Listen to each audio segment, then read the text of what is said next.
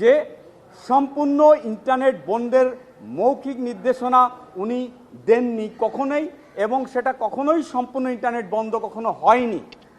বলতে চেয়েছেন যে এই ভয়ে জুনায়েদ আহমেদ পলকের না, ডেফিনেটলি সেখানে যে ভয়েসের কথা উনি বলেছেন, যে পদ্ধতিতে উনি সংগ্রহ করেছেন এই নমুনা, এবং সেখানে উনি বলেছেন যে এখানে যে নমুনা সংগ্রহ করা হয়েছে 64 জিবির, সেখানে কতগুলো নমুনা উনি সংগ্রহ করেছেন উনি উনার রিপোর্টে সেখানে উল্লেখ করেননি।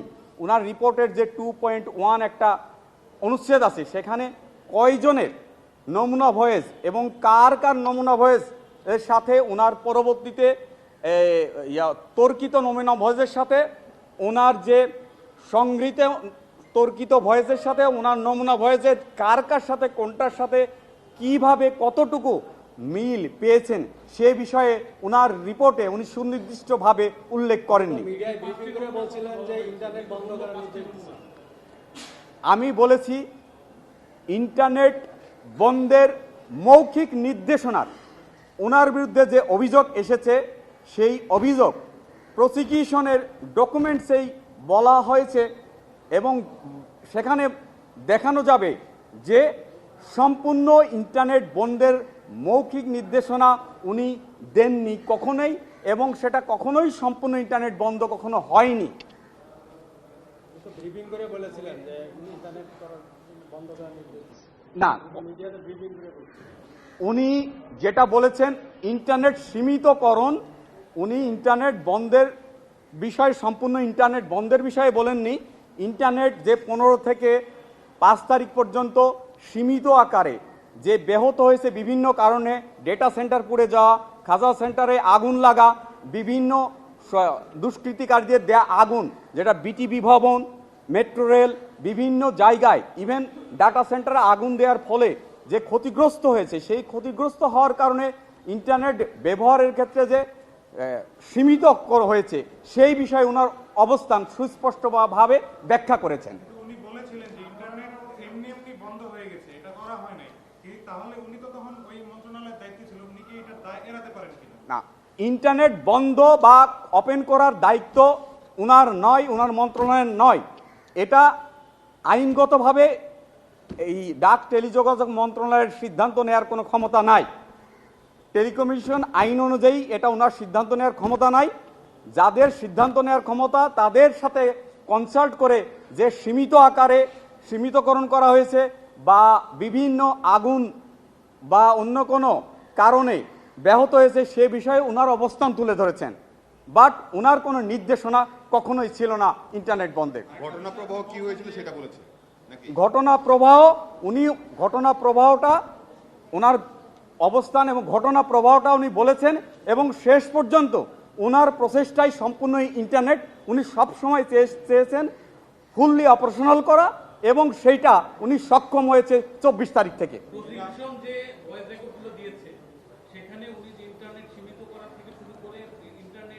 বন্ধ করার ব্যাপারেও প্রসিকিউশনের যে তথ্য প্রমাণ সেখানে ছিল, আপনি ভয়েস রেকর্ডটা কি আপনি বলতে চাচ্ছেন সেটা তার ভয়েস রেকর্ড না? সে ভয়েস রেকর্ড, আমি বলছি ভয়েস রেকর্ডের যেভাবে ফরেনসিক টেস্ট করতে হয় সে উনার ভয়েস কিনা সেটা সুনির্দিষ্টভাবে প্রসিকিউশন উপস্থাপন করতে পারেনি। যে পদ্ধতি প্রপার পদ্ধতি অনুসরণ করে সেটা করা উচিত ছিল বা করা হয় আন্তর্জাতিকভাবে স্বীকৃত আইন এবং সুনির্দিষ্ট যে আইন এবং প্রিন্সিপাল, যেটা সুনির্দিষ্ট সুপ্রতিষ্ঠিত প্রিন্সিপাল আছে, সেই প্রিন্সিপালগুলো যেটা ইন্টারন্যাশনাল কোর্ট অফ জাস্টিসে সহ আরও আন্তর্জাতিক আইনের স্বীকৃত পদ্ধতি অনুসরণ করা হয়, সেটা করা হয়নি।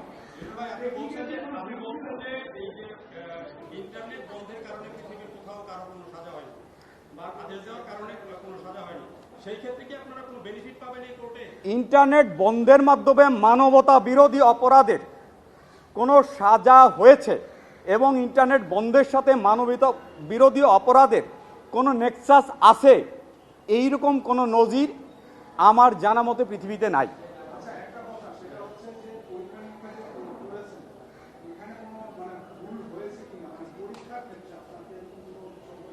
আমরা বলেছি এটা ত্রুটিপূর্ণ এবং ত্রুটিপূর্ণ পদ্ধতি অনুসরণ করে তারা এই টেস্ট করেছে এবং সেজন্যই সেখানে আমাদের আপত্তি আছে।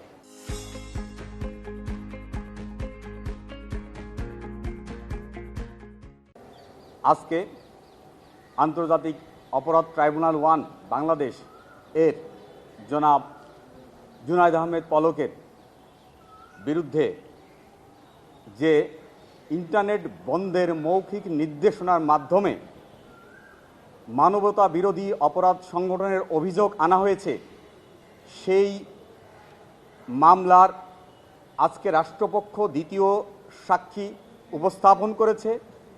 আজকে রাষ্ট্রপক্ষের দ্বিতীয় সাক্ষী সিআইডি ফরেনসিক বিভাগের একজন সাক্ষী তার সাক্ষ্য উপস্থাপন করেছেন।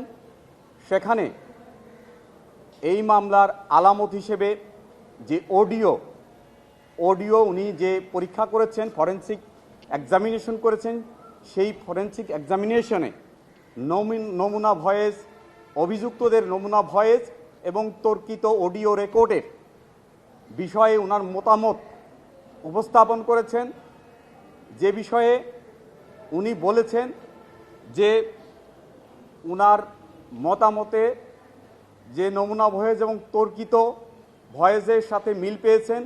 আমরা জেরার মাধ্যমে জনাব জুনায়েদ আহমেদ পলকের পক্ষে যে সাজেশন এবং ওনার জেরার মাধ্যমে যেটা সাক্ষ্যে আনতে পেরেছি বা আনার চেষ্টা করেছি, সেটা হচ্ছে মানবতা বিরোধী এই রকম একটি অপরাধের জন্য যে ধরনের আন্তর্জাতিক স্বীকৃত পদ্ধতি অনুসরণ করা প্রয়োজন, সেই রূপ পদ্ধতি ও অনুসরণ ব্যতীত একটি একপাক্ষিক ইন্টারন্যাশনাল স্ট্যান্ডার্ড মেনটেন না করে ফরেনসিক টেস্ট করা হয়েছে এবং এরূপ টেস্টের মাধ্যমে যে ধরনের পদ্ধতি অবলম্বন করে সাক্ষ্য গ্রহণ এবং ফরেনসিক টেস্ট করা হয় এবং সেই টেস্টের মাধ্যমে মানবতা বিরোধী অপরাধ প্রমাণিত হয়, সেইরূপ কোনো সাক্ষ্য উপস্থাপন করতে পারেননি। আর মানবতা বিরোধী অপরাধে এ পর্যন্ত পৃথিবীব্যাপী ইন্টারনেট বন্ধের মৌখিক নির্দেশনার মাধ্যমে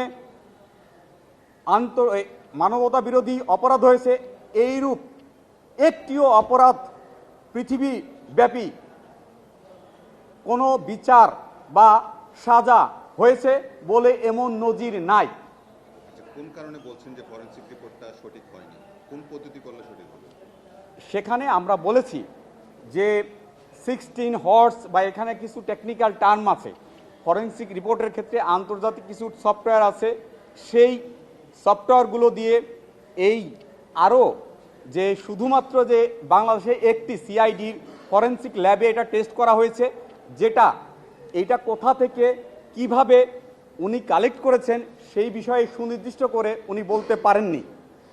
এছাড়া আমরা বলেছি যে স্ট্যান্ডার্ড যেটা আমরা একটা বলেছি যে 16 মেগাহার্টজ সহ আরও কিছু সফটওয়্যার বিষয় উল্লেখ করেছি, সেইগুলো পদ্ধতি উনি অনুসরণ করেনি। যদিও উনি বলেছেন যে একটি পদ্ধতির কথা যেটা বাংলাদেশে শুধুমাত্র একটি ল্যাবই আছে সিআইডি, সেখানে আন্তর্জাতিকভাবে স্বীকৃত পদ্ধতি অনুসরণ করা হয়েছে কিনা সেই বিষয়ে চ্যালেঞ্জ করার মতো সুযোগ খুব কম।